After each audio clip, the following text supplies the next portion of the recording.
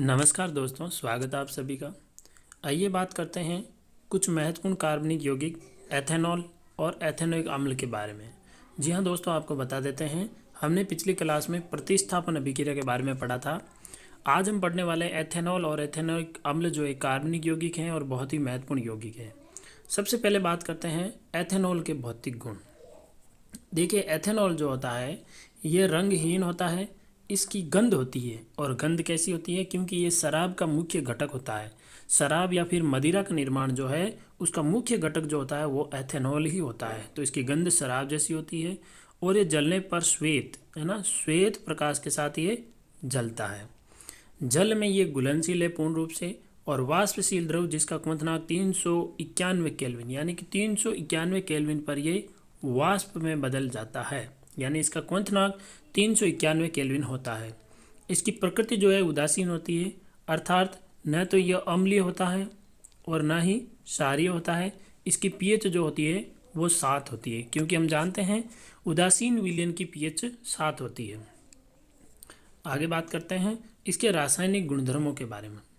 देखिए, रासायनिक गुणधर्मों के बारे में बात करते हैं तो सबसे पहले आती है एथेनॉल अम्ल की अभिक्रिया, वो भी सोडियम के साथ। सोडियम के साथ एथेनॉल अभिक्रिया जब करता है तो किस प्रकार अभिक्रिया करेगा, क्या प्रोडक्ट बनाएगा, तो देखते हैं। तो यहाँ पर मैं आपको एक विशेष बात बता देता हूँ। जब एथेनॉल की अभिक्रिया सोडियम के साथ होती है तो सोडियम एथोक्साइड बनता है, यानी कि यहाँ से एक हाइड्रोजन बाहर निकल जाता है और इस हाइड्रोजन की जगह सोडियम जगह ले लेता है। तो यहाँ पर बन जाता है CH3CH2ONA और यहाँ हाइड्रोजन अलग हो जाती है। इसको बैलेंस करने के लिए हमें यहाँ पर भी 2 लगाना पड़ेगा। तो इसे कहा जाता है सोडियम एथोक्साइड। सोडियम एथोक्साइड, ठीक है। CH3CH2ONA प्लस ये सोडियम एथोक्साइड होता है। तो ये हो गई रासायन सोडियम के साथ में एथिल एल्कोहल या एथेनॉल अभिक्रिया, एथेनॉल की अभिक्रिया। इसको मैं बता देता हूँ आपको, एथिल एल्कोहल भी पढ़ा जाता है, ठीक है। एथेनॉल भी पढ़ें तो भी कोई दिक्कत नहीं है। अब यहाँ पर एक विशेष बात लिखी हुई है कि हाइड्रोजन गैस की उत्पत्ति से एथेनॉल की जांच इस समीकरण द्वारा की जा सकती है।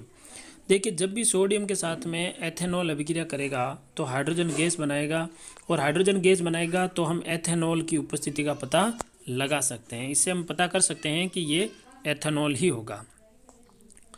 दूसरी अभिक्रिया आती है वो है निर्जलीकरण। निर्जलीकरण का अर्थ है साफ साफ कि यहाँ से एक जल का अणु हमें बाहर निकालना है। तो यहाँ से एक जल का अणु बाहर निकालने के लिए H2O बाहर निकलेगा, और H2O जब बाहर निकल जाएगा तो पीछे क्या बचेगा? पीछे बचेगा C2H4, और C2H4 को लिखा जाता है CH2 डबल बॉन्ड CH2। इसको कहा जाता है एथीन। और ये अभिक्रिया H2SO4 की उपस्थिति में होती है और एक जल का अणु बाहर निकल जाता है। इसे निर्जलीकरण अभिक्रिया कहते हैं, ठीक है। फिर दूसरा जो एक महत्वपूर्ण कंपाउंड है वो है एथेनोइक अम्ल। जी हाँ दोस्तों, एथेनोइक अम्ल को एसिटिक अम्ल भी कहा जाता है। और एथेनोइक अम्ल का जो सूत्र होता है CH3COOH, ये एथेनोइक अम्ल होता है।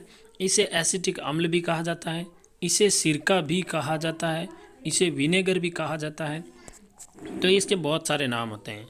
ये रंगहीन द्रव होता है, स्वाद में खट्टा होता है और सिरके जैसी इसकी गंध होती है। इसका क्वथनांक 391 केल्विन होता है, 391 केल्विन इसका क्वथनांक होता है। और यहाँ पर एक विशेष बात लिखी हुई है कि जब शुद्ध एथेनोइक अम्ल को शीतलन करने पर बर्फ की तरह जम जाता है, और इसे ग्लेशियल एसिटिक अम्ल भी कहते हैं। बहुत इंपॉर्टेंट याद रखना है, ग्लेशियल एसिटिक अम्ल का आपको यदि सूत्र पूछ लिया जाए तो आपको सूत्र वही लिखना है एसिटिक अम्ल का, ठीक है। एसिटिक अम्ल भी कहते हैं इसको, एथेनोइक अम्ल भी कहते हैं इसको। इसके रासायनिक गुणों के बारे में चर्चा करें तो सबसे पहला गुण है एस्ट्रीकरण। देखिए, एस्ट्रीकरण क्या अभिप्राय है? एस्ट्रीकरण का अभिप्राय है कि हम इनसे एस्टर का निर्माण करेंगे। कैसे करेंगे? ये रहा एथेनोइक अम्ल, इसकी अभिक्रिया यदि एथेनॉल से करवा दी जाए वो भी H2SO4 की उपस्थिति में, तो यहाँ पर बन जाता है CH3COOCH2CH3, यानी कि यहाँ वाला जो CH2CH3 है वो यहाँ जुड़ जाता है और यहाँ से एक हाइड्रोजन हट जाती है। तो यहाँ पर आप प्लस H2O कर सकते हो, क्योंकि यहाँ एक जल का अणु बाहर निकल जाता है, ठीक है। तो यह अभिक्रिया पूरी हो जाएगी। इसे कहा जाता है एस्टर। इसको ऐसा भी लिखा जा सकता है CH3COOCH2CH3, ठीक है। तो ये एस्टर होता है, इसीलिए इस अभिक्रिया का नाम है एस्ट्रीकरण अभिक्रिया। देखो, ये अभिक्रियाओं में आप ज़्यादा कन्फ्यूज मत होना, इनको बार बार हम लिख कर जब प्रैक्टिस करेंगे तभी यह अभिक्रिया हमारे हाथ लगेंगी। तो इनकी प्रैक्टिस बहुत ज़रूरी है, बाकी समझाने का काम मेरा है।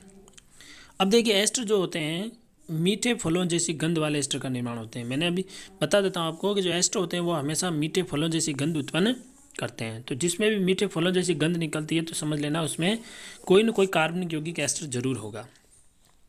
देखिए बहुत ही इंपॉर्टेंट अभिक्रिया आ रही है साबुनीकरण। देखिए साबुन का निर्माण कैसे होता है। साबुन का निर्माण करने के लिए ये रहा हमारे पास एस्टर, ठीक है।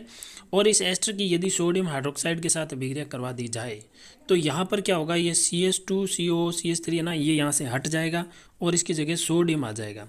तो क्या बनेगा CH3COONA, और ये जो अलग हुआ था वो OH के साथ सेट हो जाएगा, यानी CH3CH2OH, ठीक है।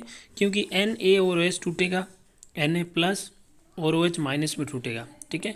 तो Na जो है वो तो चला जाएगा इनके पास में, यानी CH3COO उसके बाद Na, और जो OH समूह है वो चला जाएगा इनके पास, ठीक है। यानी जो पीछे बचा हुआ समूह है ना इसके पास। यानी देखो जब साबुनीकरण की अभिक्रिया करवाई जाती है तो साबुनीकरण अभिक्रिया में ये बन जाता है यहाँ पर साबुन। तो साबुन का सूत्र आपको ध्यान रखना है CH3COONA और CH3CH2OH। CH2CH3OH ये साबुन नहीं है, ये हम जानते हैं एथिल एल्कोहल है यानी एथेनॉल है। तो साबुन के साथ में एथेनॉल का भी निर्माण होता है। अब साबुन निर्माण करने की एक और विधि होती है, वो क्या है देखिए। साबुन की यदि सार से अभिक्रिया करवा दी CH3COH एथेनोइक अम्ल की अभिक्रिया यदि NaOH के साथ करवा दी जाए तो देखिए CH3COONA और H2O जल का अणु बाहर निकल जाता है। इसको कहा जाता है सोडियम एसीटेट। तो यहाँ पर भी हम साबुन का निर्माण कर सकते हैं। ये साबुन है CH3COONA, ये साबुन बन जाता है। देखो आप ध्यान रखना, मैं आपको फिर बता देता हूँ, ये साबुन का सूत्र होता है CH3COONA। अब जरूरी नहीं है CH3 ही हो, यहाँ पर कोई भी कार्बनिक श्रृंखला हो सकती है, कोई भी बड़ी कार्बनिक श्रृंखला हो सकती है। और कार्बनिक श्रृंखला को हम क्या लिखते हैं, R लिखते हैं, ठीक है।